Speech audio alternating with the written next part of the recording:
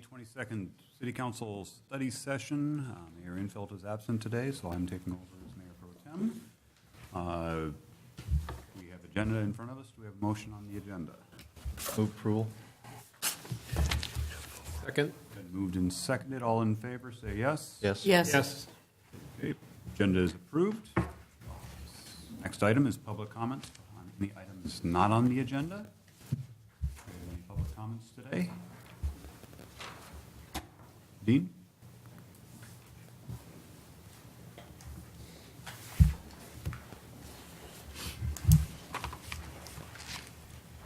You got there real quick. I wasn't quite prepared. Dean Soish, Northeast Waverly. I'm here as a result of the rhetoric that happened at last week's council meeting on the Green Bridge. It's become very apparent that I don't think this council can make a decision, informed decision on what to do. You can see what happened already. Pedestrian bridge only was proposed. There wants to be some add-ons for emergency vehicles. Where do you stop with those? Ambulance, fire trucks, police vehicles. The fire department's aerial ladder weighs 80,000 pounds. Are you going to design it to carry that?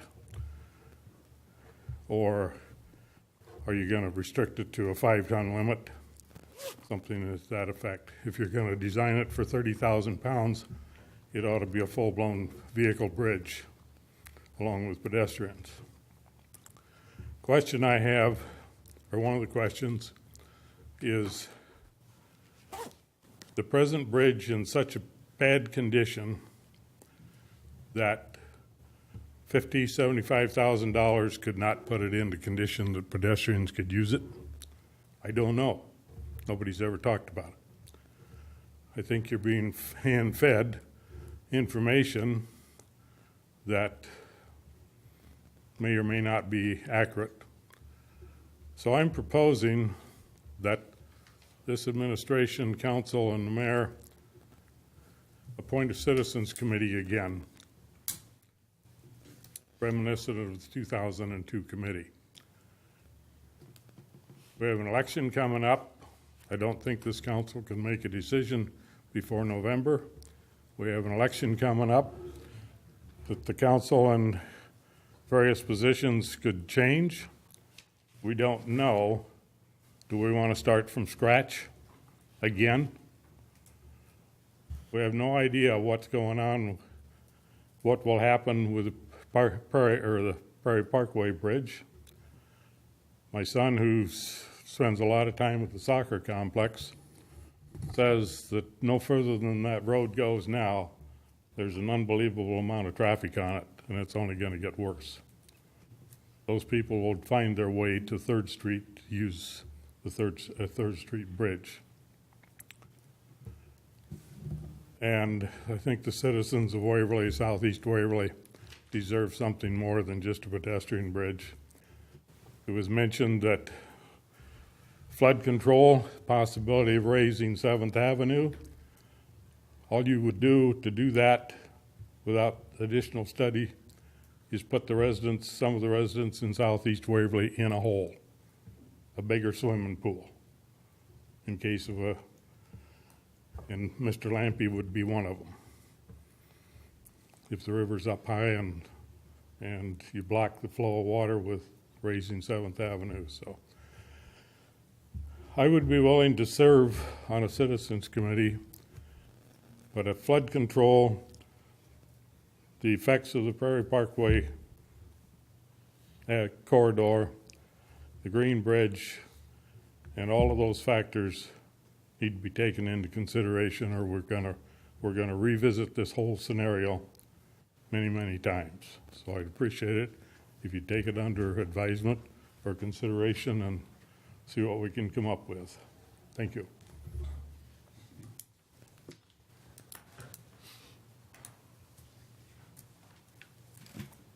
Any other public comments? Then we will go to our public hearing. This is the date, time, and place for a public hearing on the fiscal year 2017 budget amendment. Mr. Administrator, did you? I'm looking for if there's written comments or. Or are there any comments? Oh, Your Honor. Open public hearing on it, or do you want to give a little background first? I certainly can, whatever you'd like, sir. Do a little background first, and then if there's any public comment. Most municipalities generally have an amendment during the month of May to try to correct any deficiencies they may have experienced throughout the year, any unknown budgeting items that have come up. We've had a number of them that we've had to utilize. Jennifer's provided a detailed list of both the revenue and the expenditures, the overall increase in budget, but not taxes. It's a lot of times misconstrued that taxes went up. This has nothing to do with taxes. This is from our reserves as need be to cover some of these items. A lot of it occurs because at June 30th, the fiscal year stops, but construction does not stop. So you have to split the difference in how that goes. A majority of the items I'll have Jennifer touch on, but a lot of it is capital, and some of it is enterprise driven. But overall, the net increase is about 1.1 million, not the 1.9 million you see, because there was revenue increase as well. So Jennifer, if you would touch on the larger capital items that we've increased and decreased, that'd be great. And it's just what James has said. When you're doing a capital project, it may start in one fiscal year. You may think you're going to do the expenditures, and it doesn't get completed in that year. So then you have to come into the next year and complete it. And that's what has happened with several of the projects that got finished up, cleaned up, projects closed, transferred money to make sure you had the funds there to take care of it. Then there's other ones that happened during the year. The sludge hauling was one of them. The emergency repair on the wells, the tankless automatic read project that was brought up a couple years ago, and it got started. We hope to be implementing that pretty soon. And you have to, if your expenditures go over, you must amend your budget, and that's what we have done here. If you look at the list, the largest items are obviously Champions Ridge, which we have paid for to acquire, and we'll be receiving that funding back in July when the bonds are sold. And then Dry Run Creek alone was almost 1.3 million to finish out that project. So those combined make up your 1.9 million with increases, decreases along the way for other projects. As we said, it's all kind of listed out in the detailed sheet that you have in front of you. And so, as Jennifer said, if we don't increase these expenditures, then we have a little bit of an audit issue when it comes around in the winter. And so this is the proper way to address those and allow us to then have those expenditures occur before the end of the fiscal year. So in a nutshell, as best we can quickly do it, that is kind of what you're facing today. Take any public comment at this time?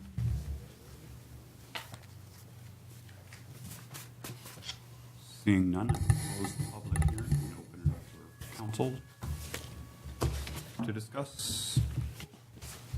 We're doing a motion first and then discuss.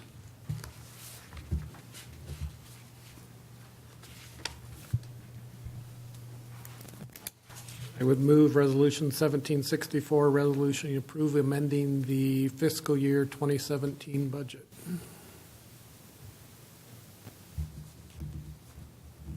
Second. Been moved and seconded. Okay, council discussion on this. I guess I'll start off.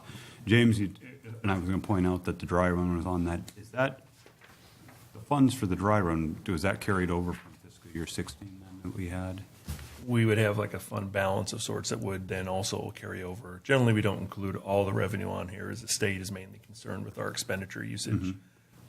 We could have pulled all the reserves in as well and offset this number, but again, it is drawing from reserves, so it is not impacting taxes. It's not that kind of a amendment in a sense. It is pulling from the monies that we will either receive going forward, such as Champions Ridge, or from monies we already have in place. But again, as Jennifer said, if we would not have budgeted to have spent the 1.3 million this year, this is what we're now doing, is increasing that budget and using those expenditures, those revenues that are already sitting there waiting to be utilized. It's just a different way that government has to balance our books. We have to pull that money forward. But we're not actually pulling 1.3 from our reserves. No, it's money that would have money been that had already been bonded and correct. And been there. Correct. And that's what a lot of this is. When you look at the capital projects, there is funds sitting there in those particular project funds. This is not general fund. Most of this is almost entirely capital funds. that we already have the money there from bonds, from budgets that did not get completed during the fiscal year. We're now pulling that forward to be able to pay for these. Like the Champions Ridge, we just did those bonds.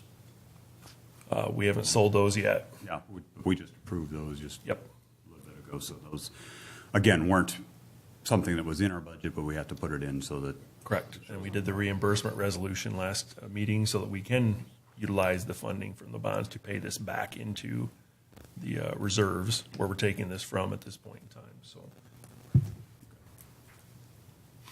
Other discussion? Let's do a roll call vote. Kangas, Yes. Lampy, Yes. excuse me, McKenzie, Yes. Waldstein. Yes. By a vote of 4-0, the resolution approving the amended 2017 budget is approved. We now move on to our study session, and the first topic on the study session is a discussion of airport operations.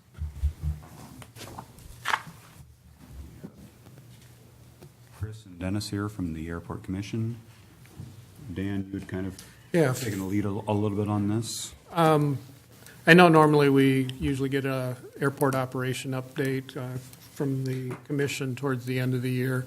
A month or so ago, based on conversations around the airport safety zone that we're working on, those type of things, I reached out to the manager of the airport and was made aware that some data had been made available to a couple council members. So I took an opportunity to look at that. And again, this isn't meant to say that the information shared up to this point hasn't been accurate, because I think some of it has been, but I don't know that we've gotten a clear picture, I guess, of everything that goes on out at the airport. So talked to the mayor and a couple other council people, and they were supportive of just bringing it forward at this time. I think James is going to talk just a little bit about the lease. That's come up a couple of times, what's in it, what's not. That may give us a little bit of heads up going into the latter part of the year where we're going to have to renegotiate that or put it out for RFPs. And then just chatting with Chris and the airport manager, just again, some of the operations, the way they look at the numbers that come and go through the airport. Thought it'd be a good opportunity to kind of look at it holistically. And again, it's not meant to try to sway someone's opinion one way or the other. It's just to help the public understand all the pieces that are in play when we talk about the airport, so that everybody can make an informed decision going forward. So that's why it's there. And James, I don't know if you'd like to kind of give us some highlights on the lease and take it from there. yes, sir. I pulled the lease, which we talked about very briefly, but just I'll give you some of the quick highlights as I kind of scrolled through as to some of the points that have been discussed. And I think a lot of it was stated clearly at the time, but I want to reinforce what is and is not part of it. The lease is with Cedar Valley Aviation. It's been going on for a number of years. Is effective through October 31st of 2018. So a year from this fall, it will be expired and will have to be renegotiated at that point in time. So we have, this is the 5th year we'll be going into the 5-year lease as we get into that fiscal year. It kind of lays out a lot of what the Cedar Valley Aviation will do, how much they'll pay. They lease a facility building for $2,500 a month. Currently, it lists out their hours, et cetera. They prepare reports to us. They are responsible for inspecting and reporting to the commission any issues with repairs, things like that. I think it's where the installation request came from, was the ceiling issue they had noted. They monitor and operate the airport in itself. We are responsible for the grounds around it, for the mowing and maintaining of it. They plow the snow, we provide the truck. It's those kind of agreements that are listed throughout this for what should and shouldn't be done. The heating bill is split 50-50 between the city and Cedar Valley Aviation. We provide basic telephone service. Anything above, they cover. We are responsible for the electrical that's out at the airport. They do purchase, set the price, and sell the fuel, and they do receive those proceeds from those sales. They're then also our broker for the hangars, but we receive that rent that they help to rent the hangars for on behalf of the city. And so when you look through the lease, it's a lot of what you're seeing out there. They have to carry a certain amount of insurance, liability insurance. It's $1 million for personal injury, $1 million for property damage, $1 million total aggregate. So they do carry their own insurance out there for any issues that may arise at that point. They hold us, indemnify us. We do the same for the airport. And then a lot of it's just the general terms of how it operates and that they enforce the rules the city council lays out, et cetera. It's very standard. And I guess without going through all the various detail, that in a nutshell is the basics of the lease. There's not really a lot of items listed in it particularly. It's just certain things that come up at the airport, but I think city council overall has the discretion of how they want that to be ran as outlined in the lease. And again, that will have to be renegotiated a year from October, as that will be the end of the 5-year stretch that we're currently in. So that's kind of the brief outline that I can give you on the lease itself, how it sits today. Again, there's no language in there that would point us one way or the other when the question on who should be replacing the insurance or the insulation and those type of things, or should it be cost shared or those type of things? It wasn't explicit that I could find when I read through it. I mean, if it is in there and I've missed it, I sincerely apologize. But when I look through it, I don't see anything that would align that. They are, it comes to repairs and alterations, they are to inspect and report to the commission any items that may require corrections, alterations, and then there's a list of how much they can approve or not approve for budget. But overall, the large ones would come to the city council as it has. And then they can supervise repairs, installations, that kind of thing. But I didn't find anything that said that the city will cover all maintenance of the facility. That's not where I guess I've seen it. I don't know if somebody else has read it and like to point that out. I can sure read it through it again, but that's not. I didn't see anything that designates that, other than we own the facility itself, and that's where we kind of talked in the past and have been mentioned. That we're landlords, however you want to phrase it. We own the building, regardless of who's there or is not there. That is still a city structure, and that's the only, I guess, item I could provide you that I would believe would be relevant to that is that it is our building. So if it was empty, we still own it, and that's kind of the view. So,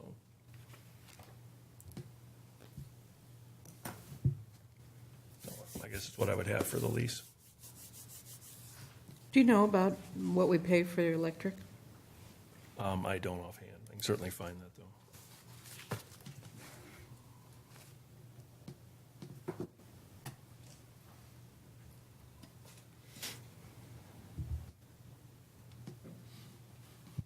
And I think when the time comes to look at the lease again, it would be good to have some of, maybe not just that cost and benefit, but on both sides, have that laid out, even if it's only estimates or, 5-year averages or whatever. But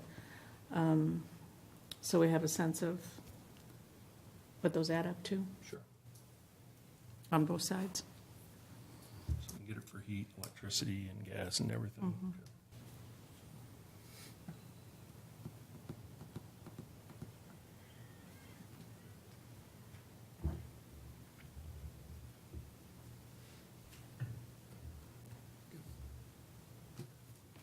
I was thinking we talked that the lease was up at the end of this year, but you're saying it's next year? Yeah, it states this last batch is running from November 1, 2013 to October 31 of 2018. That's what the lease I have is stating. Never having done an RFP, if we were going to put that out, I mean, is that a 6-month lead time type thing, or do we have is there anything in the contract that says we need to give notice that we're? There's no real time frame listed. We'd have to kind of check back and see how it was done initially, how long it was taken to do it, who bid on it. I can certainly check with some of my peers across the state to see who has gone out recently for something like this and what it took, what it entailed. I don't know if it's something in-house we would prepare. If you have someone that has a sample we can maybe look at, we can certainly try and track that down. And I may be leaning too much on my CUNY Mutual background, but we always put it, every 5 years, we put all our contracts out to an RFP, so I don't know if that's something the council would want to do, or if it's just renegotiate with the current provider. And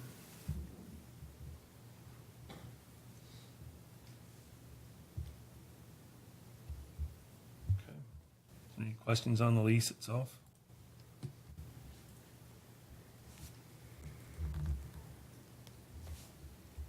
Jens? Is there any comments now? Just speaking from a little bit of history from what we did last time with the lease from the Airport Commission. Go ahead. Name first. And Oh, sorry, Dennis Hansen with the Airport Commission. So approximately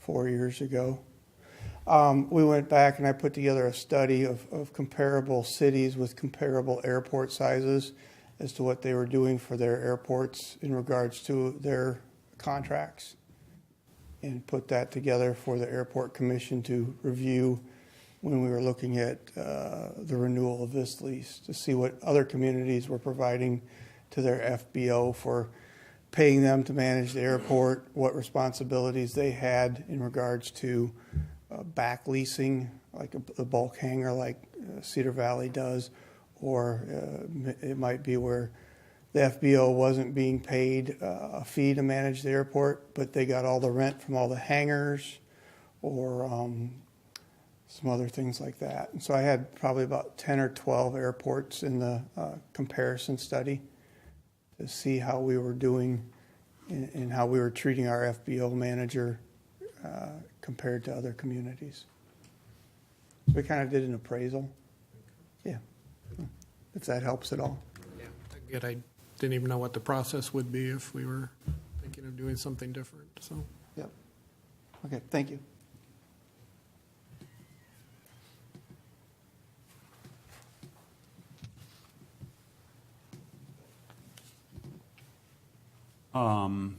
If we have some data here, Mike put this together, or Chris put this together for us? I guess I Chris worked together on it, so should be, yeah. Chris, walk us through this a little bit. that would be a good idea.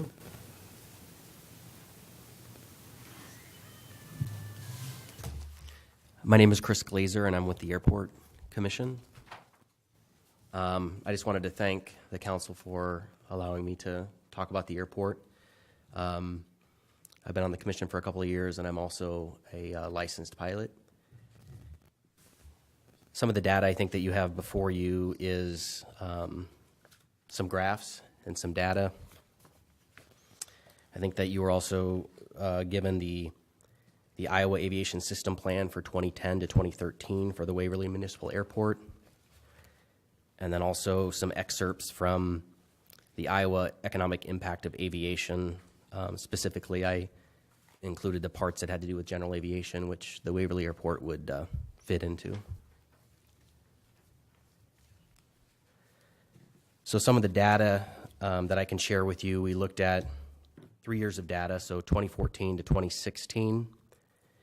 And on that first page, you can see that we looked at the different types of airplanes that utilize the Waverly Airport. The numbers are relatively consistent through 2014, 2015, 2016. You see 2014 we had 145 different airplanes utilize the airport, 141 in 2015 and 125 in 2016. I believe the 2016 data is a little light. In the data that was submitted, the month of May and June had very little entries with data, and the month of August was completely missing. So those are the busiest months of the airport. I suspect that that data was omitted. So I think these numbers would be higher in 2016. Was that also construction? Not it. Yeah. May, maybe a little bit in May, but not maybe half of June, but August there was no explanation. So Maybe just a general question. The numbers that were pulled here are basically what the fixed-based operator puts in a log as people come and go through the airport, correct? Correct, and I believe that you are correct, and I believe that in 2014 and 2015, when there was a little bit more staff at the airport, the numbers are probably a little bit more accurate because it has to do with whether they visibly see an airplane take off and land. 2016, there's fewer staff, so I believe that those numbers again are a little light in 2016. It also would only count during business hours, so if the FBO is only open from 7 a.m. to 6 p.m., anybody coming and going after those hours, or maybe even on a Sunday, aren't going to be included in this data.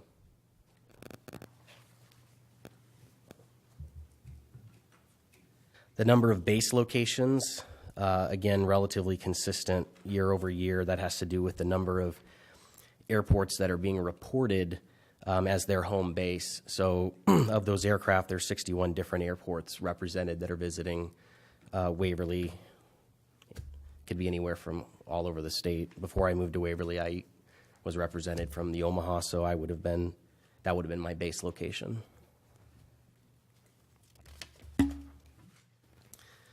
On the second page, this has to do with the activity that the airport sees year over year,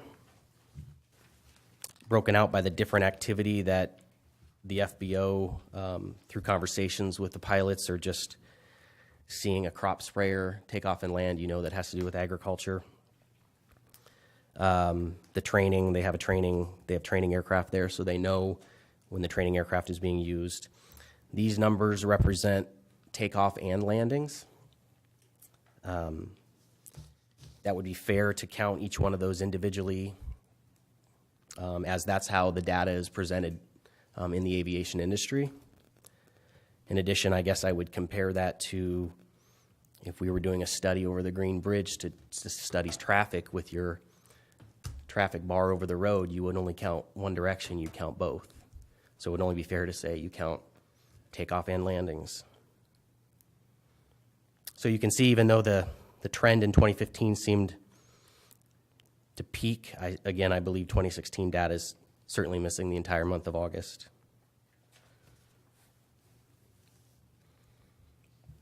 Any questions on the activity by type? Does the airport also see National Guard training, or is this just really pleasure pilots training? And Yeah, so we do see the National Guard training with their helicopters all the time. They'll land and get fuel. They'll land just for practice. I've seen it a number of times just when we're having an airport commission meeting. We'll see a Black Hawk land. So I know that the helicopter that services the Waverly Airport will stop there for fuel oftentimes. I'm sorry? The hospital. I'm sorry, the hospital. What did I say? You said the airport. Sorry, the Waverly Hospital. They'll stop there for fuel. It makes sense because to fly out of their way to go to Waterloo when maybe they have a transport just doesn't make sense time-wise. And then agriculture is quite a big activity there. A lot of crop sprayer activity in the summer months.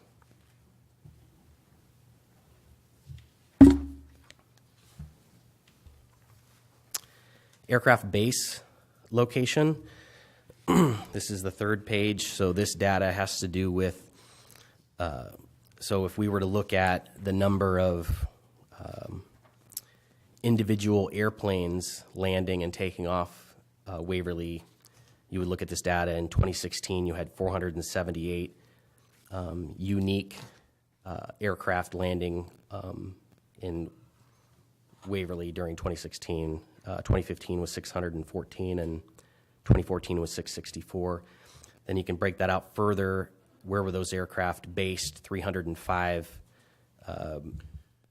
unique takeoff and landings were Waverly home base, and then 173 were from communities outside of Waverly, or those aircraft called other communities their home base. So this tells me that we get quite a few visitors. It's not just the Waverly community that's utilizing the airport. We get others that are coming.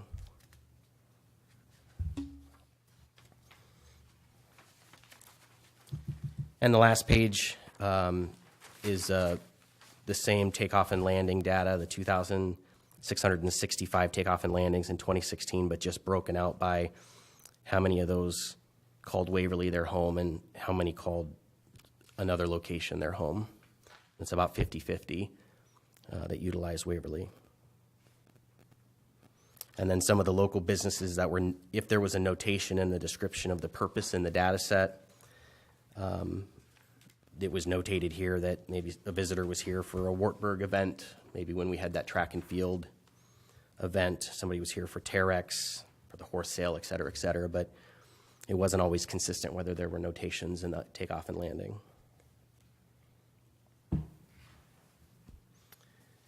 Any questions on the data set?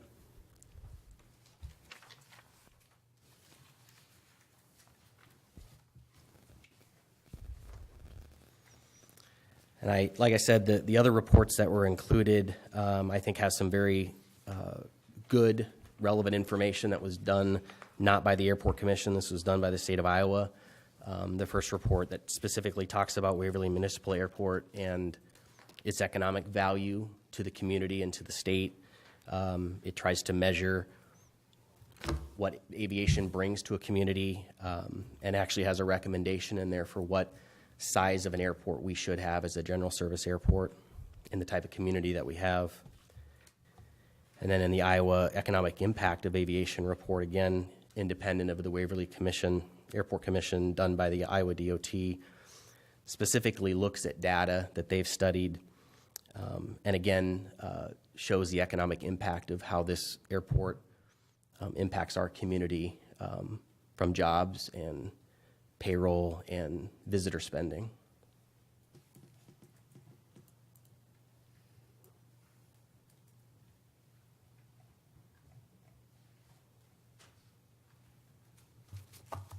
And looking at the data, I mean, it points out that they do make some calculations based on usage because there isn't somebody there 24 hours a day, 7 days a week, that type of thing. That same calculation is applied to all airports in the study, that type of thing, and it's based, I'm assuming, on somebody's educational knowledge of how airports, general aviation airports are used and off hours, those type of things. Yeah, I think for instance, that's a good point. In the Iowa Aviation System Plan report, I'm not sure where they got their data, but I suspect it's looking at all of the airports in Iowa over a period of time. But airports that have 1 through 30 home-based aircraft, for instance, would be given 250 movements per year. So that's how they calculate, for instance, how much activity is at the airport. So, for instance, if we have 25 home-based aircraft in Waverly, we're each given 250 movements per year, and that's how they calculate usage. In that report, they're not even looking at outside aircraft coming in utilizing the airport.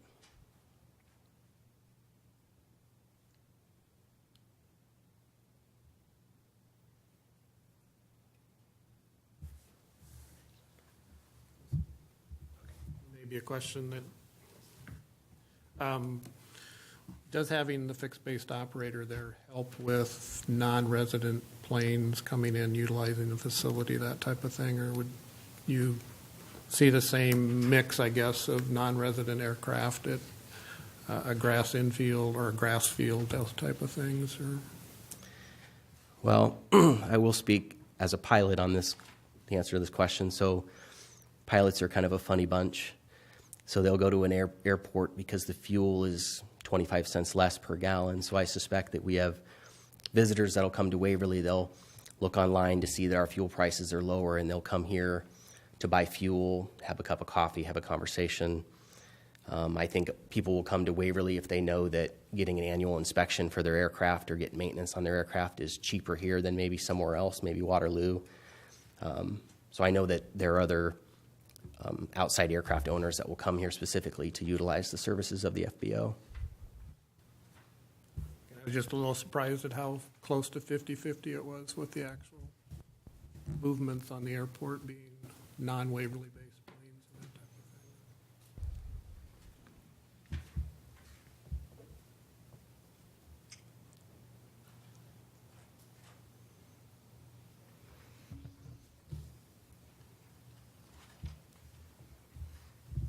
I think one of the things to expand on that answer, I think when Waverly has activities, and I think I mentioned this earlier when we had that NCAA track and field tournament at Wartburg, I know that there were several aircraft owners that were using Waverly as how to come into town. There were some that were turned away because it just didn't accommodate the needs of the aircraft that they had. So I know that when we have things that draw people to Waverly, they're using the airport to get here.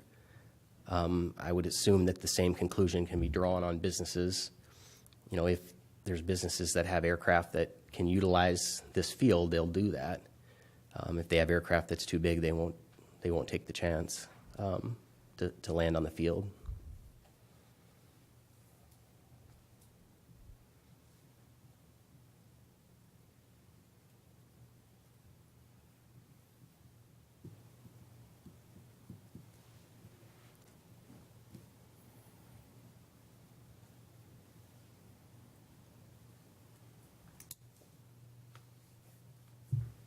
Other comments or questions?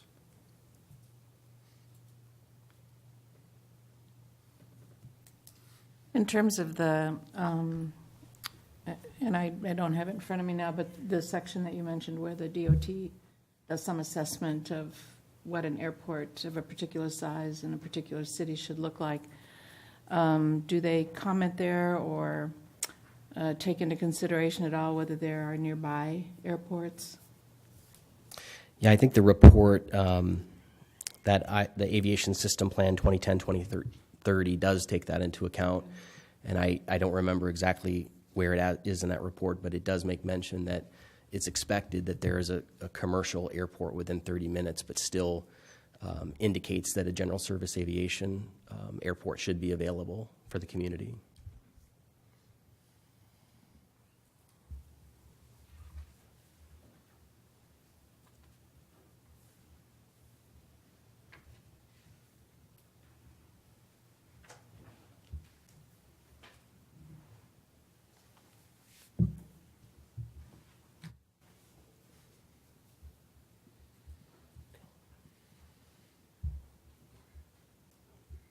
I guess from my little bit of point of view, just can you give us any kind of, or able to kind of discuss how our airport stacks up with other airports of similar type or size, or other similar communities in terms of usage? And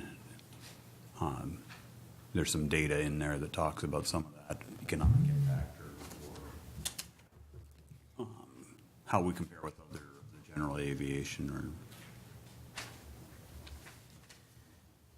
Well, I know that both reports specifically mention the runway length, and it kind of compares our runway to other airports in the state. I do know that of the general service airports in the state of Iowa, and there are, I believe, about 50 to 60, we're in the bottom. But yet we're one of the busiest and towards the top as far as activity. For instance, I came from a community near Omaha in Millard, and they have an airport there, and their runway's 4,500 feet, and they utilize it for all types of aircraft and business and recreation. And so it's more typical of communities to have around 4,000 for what they're using the airport for.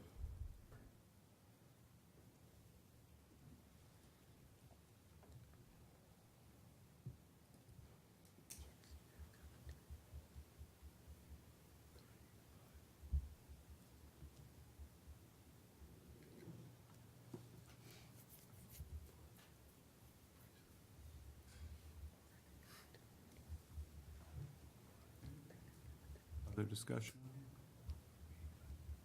Always appreciate getting more information, more data on some of these things that come up, and be able to look at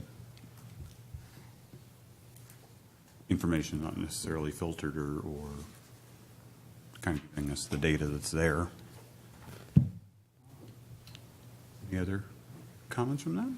Really, that was my only goal, was just to maybe take a little bit wider view of some of the usage, the numbers out there, so that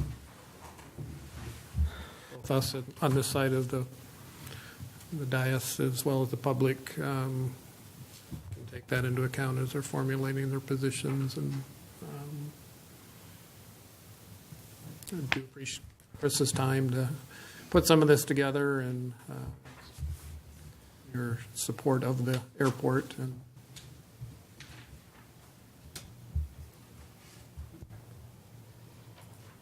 thank you. Thank you. Thank you.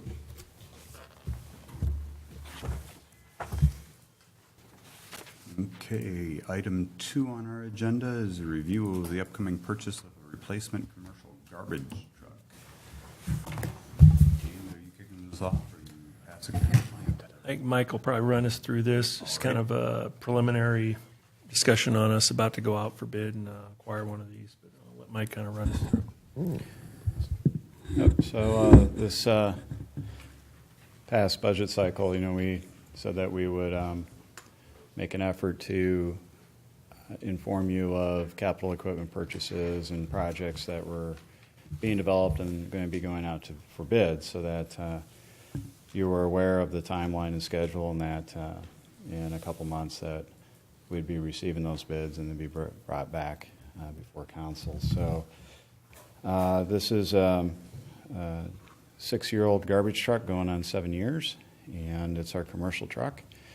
And we have 2 commercial trucks, but one of them has to primarily serve for things like commercial cardboard collection and those types of things, and also functions as a backup.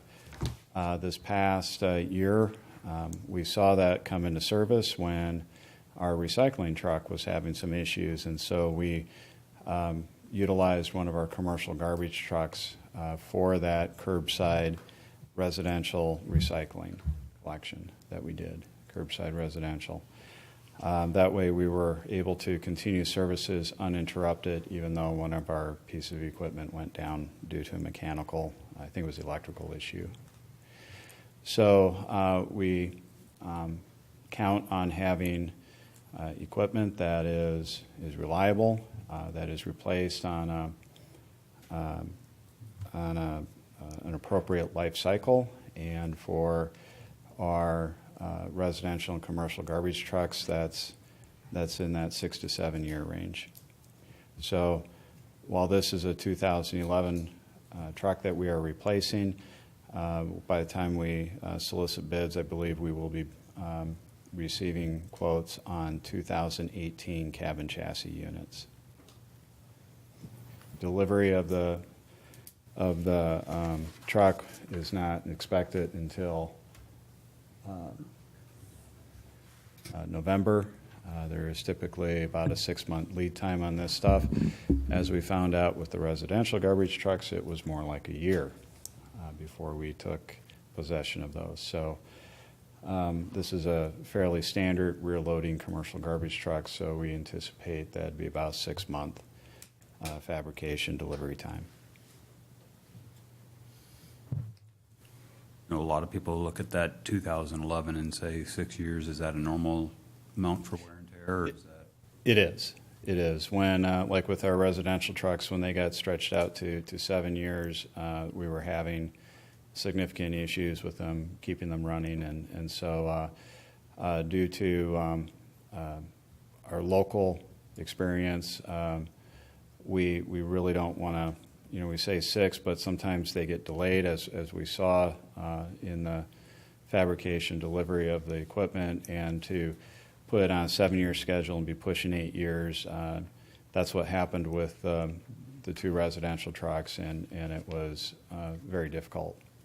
Lots of mechanical issues and breakdowns that we were starting to incur. So it was to the point where they simply weren't dependable and reliable from month to month.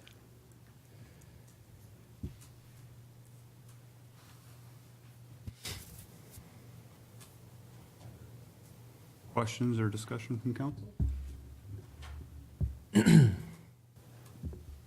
Percentage-wise, I guess as far as tons of garbage, what do you collect As a, I mean, as a percentage of the whole from the city? What does a commercial truck do? Well, we do track commercial tonnage versus residential tonnage, and they're split equally, about 2,000 tons each. And then we have 1,000 tons of recycling that we do. So 2,000 ton residential garbage, 2,000 ton commercial, and 1,000 tons of recycled product. So as far as usage and miles, this would be about comparable to the 2 residential trucks that split? That I would have to research that information for you. So if you're split, commercial, residential equally, you've got 2 residential trucks, then this one actually would haul twice as much. No, we have 2 commercial trucks. Oh, there's 2 but, commercial. But one, we do Recycling. commercial cardboard recycling Gotcha. twice a week. Gotcha. Okay. And I think they're able to carry a little bit more. Their load capacity might be a little bit higher than the residential trucks. Sure. And when we pick up the commercial cardboard, that's something we can sell versus when we commingle it, that's something we get Correct. charged to haul away. Yep.